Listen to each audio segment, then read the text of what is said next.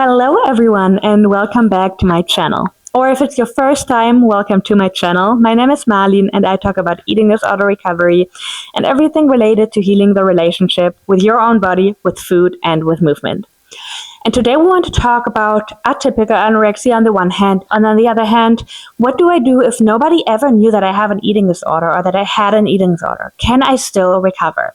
Both of these questions came from recent videos or from comments under recent videos. And the first question that I want to talk about, and somebody asked that under my video about unusual eating disorders, or rather eating disorders that we don't talk about enough because they're definitely not unusual. And that is, what do I do if I have atypical anorexia and I don't have to gain weight? Now, whenever I hear that question, I'm already getting very careful. Because who says that you don't have to gain weight? A BMI scale? Some random doctor that is working according to the BMI scale? Because it might be that you actually need to gain weight. Not according to some BMI scale, but again, we all know that I'm not a fan of that and that I don't think the BMI says anything about physical health. And also, if you suppress your body weight, even though you are not quote-unquote underweight, and I say quote-unquote because you might still be underweight for your body weight, for your set point weight, for the weight where your body is thriving. Even if you don't fall into like an BMI-wise underweight weight range, you might still have to gain weight. Now, I understand that it feels harder to do that, or at least your brain is telling you it would be so much easier if I would be underweight. But let me tell you, from my work experience and also from my own experience, it's just as hard.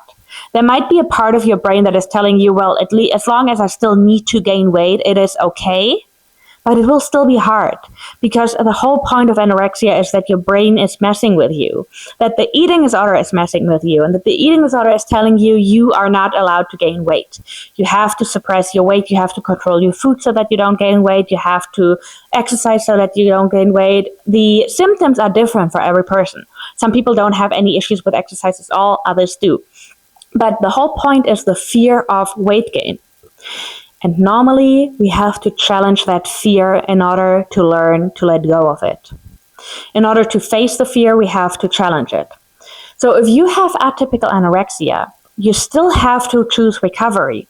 Atypical anorexia can be just as dangerous as quote-unquote regular anorexia. And I say quote-unquote because I am not really a fan of diagnosing anorexia or diagnosing any eating disorder just based on a BMI. The symptoms are oftentimes very, very similar. So atypical anorexia requires recovery just as any other eating disorder. And I understand the social part. I understand that it might be way harder for others to understand, or rather for you to make others understand why it is important. But one of the key points of recovery is also to learn to choose recovery for yourself, because you know it's best for you, no matter if those around you understand it or not. I honestly wish I had understood that way earlier, because in the beginning stages of my eating disorder and before I developed full-blown anorexia, it was probably more like atypical anorexia. Never got diagnosed with that because it's something that gets overlooked very easily. In fact, my doctor at the time thought I was so healthy because I was working out all the time and I was counting calories, and just like based on the guidelines, it already fell into atypical anorexia. But I thought I'd had to go further and I'm not allowed to recover from it because I didn't even take it serious for myself. I didn't even see it as an eating disorder for myself. So that's oftentimes where it already starts. And again, the key point of recovery, and that's something that I still had to learn in my recovery once I got to a certain point.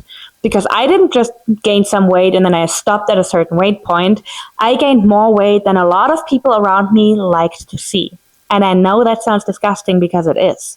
Because no one should have expectations of your body or of your weight. But unfortunately, a lot of people do.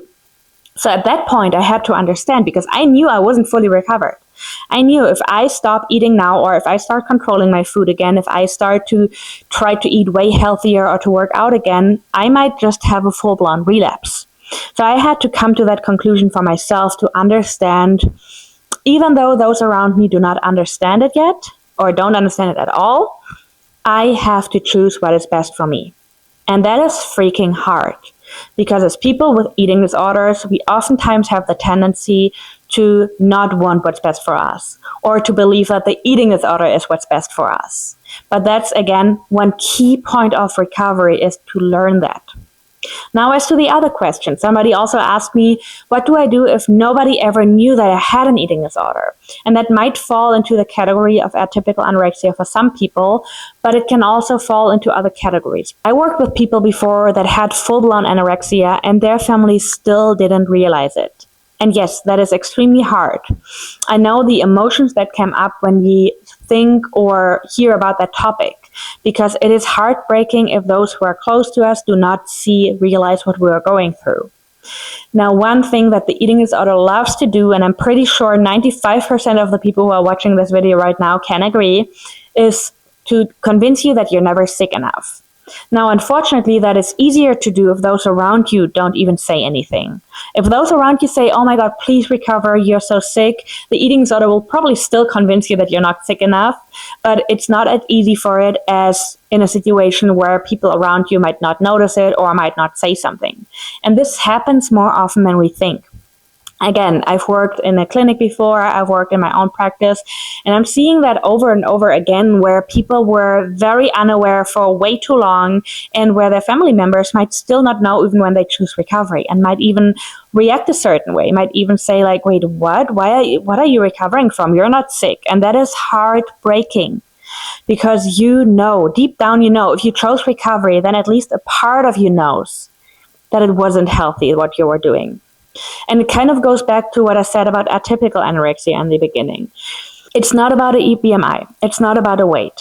It's about knowing that you have to choose recovery. And again, if you are watching this right now and you don't know because the eating disorder is still convincing you, there's still a reason that you're watching this right now.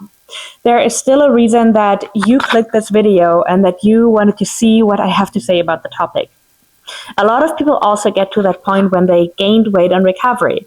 And many people gain a lot of weight in recovery. More than the BMI says, for instance, is okay, or way more than the number they were always afraid of. I had a certain number that I was always afraid of, and I gained so much more than that number in my recovery. And those were the points where I really thought about going back, or where it was so hard for me because those around me didn't understand.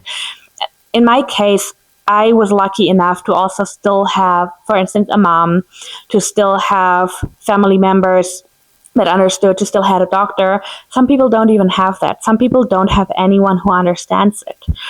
And that can be the hardest part. That in the end, if you get to the point where during that time you learn that it is best for you to choose recovery and to heal yourself, then that sets the foundation for the rest of your life. Because as long as you stick to something conditional, and an eating disorder is always conditional. It's just okay if I'm under a certain weight, if I'm working out a certain amount, if I'm not eating more than XYZ, or whatever rule the eating disorder has for you. But if you want to get to that point where you can see unconditionally for yourself what you deserve, then you're setting the foundation for yourself. As always, please let me know in the comments what you think, if this was helpful, and I will see you in the next one.